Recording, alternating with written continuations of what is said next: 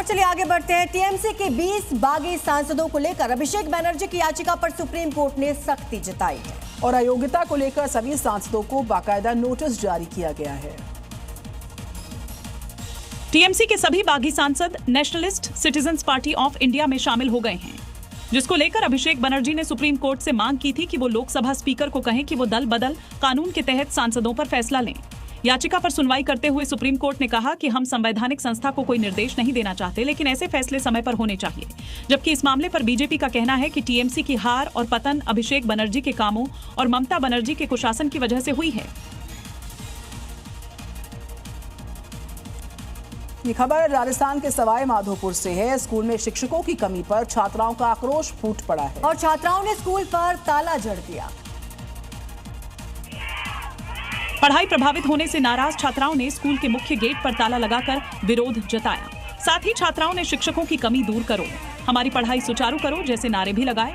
शिक्षकों की कमी की वजह से कई सब्जेक्ट की पढ़ाई नहीं हो पा रही है। इसके अलावा क्लास भी नियमित तौर पर नहीं लग पा रही। छात्राओं का कहना है कि प्रिंसिपल को भी चुनाव ड्यूटी में लगा दिया है, जिससे स्कूल में पढ़ाई और ज्यादा प्रभावित हो गई है। बता दें, छात्राओं के इस विरोध को ग्रामीणों ने भी समर्थन दिया है।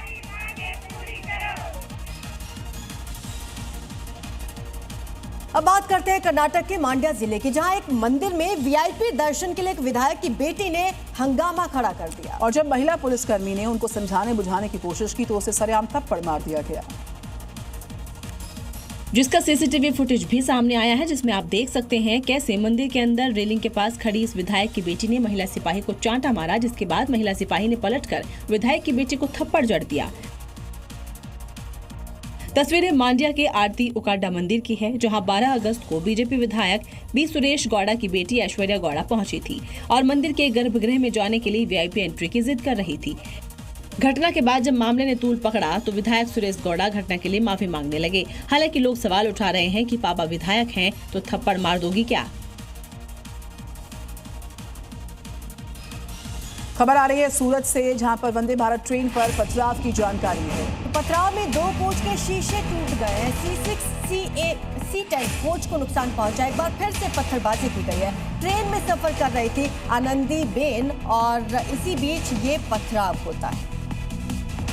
पथराव से हालांकि किसी को चोट नहीं पहुंची है, लेकिन एक संदिग्ध को जरूर हिरासत में ले लिया गया।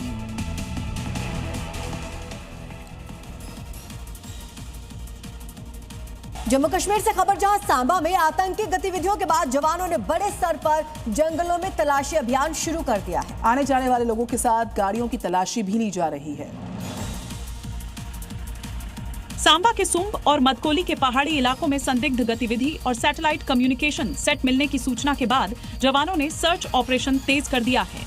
इलाके में आने जाने वाले सभी गाड़ियों और लोगों की चेकिंग के साथ ही उन पर कड़ी नजर भी रखी जा रही है, क्योंकि सैटेलाइट फोन एक्टिव होने का मतलब है कि कोई ना कोई आतंकी मौजूद है या फिर देश विरोधी गतिविधियों के लिए सैटेलाइट फोन यूज किया जा रहा है, जिसकी जवानों ने एडवांस टेक्नोलॉजी के साथ तलाश शुरू कर दी है। और इसी बीच खबर आ रही है राजस्थान से, जहां के मंत्री को स्वाइन फ्लू हुआ है। मंत्री किरोड़ी लाल मीणा स्वाइन फ्लू से पॉजिटिव पाए गए। सवाई मानसिंह अस्पताल जो है जयपुर का, वहां पर भर्ती करवाए गए हैं। सर्दी बुखार की उनको शिकायत हुई थी, उसके बाद स्वाइन फ्लू की पुष्टि इनमें हो गई है। मंत्री किरोड़ी लाल मीणा पॉजिटिव पाए गए हैं स्वाइन फ्लू से।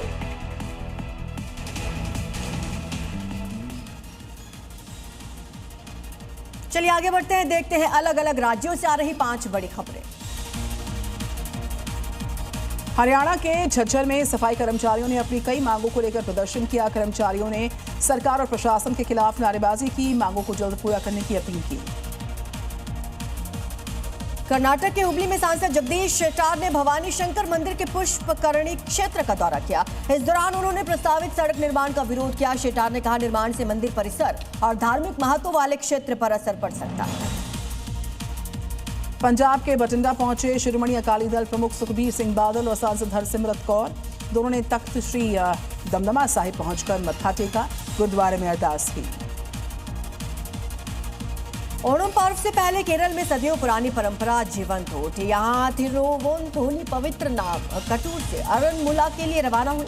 ऐतिहासिक यात्रा श्रद्धा, संस्कृति और परंपरा का अनोखा संगम है। मध्य प्रदेश के छतरपुर में ईद उल मिलाद उन नबी का जश्न उत्साह के साथ उल्लास के साथ जारी है। शहर की सड़कों को रोशनी और आकर्षक सजावट से सजाया गया। जगह जगह सजी रोशनियां लोगों का ध्यान आकर्षित कर रही हैं।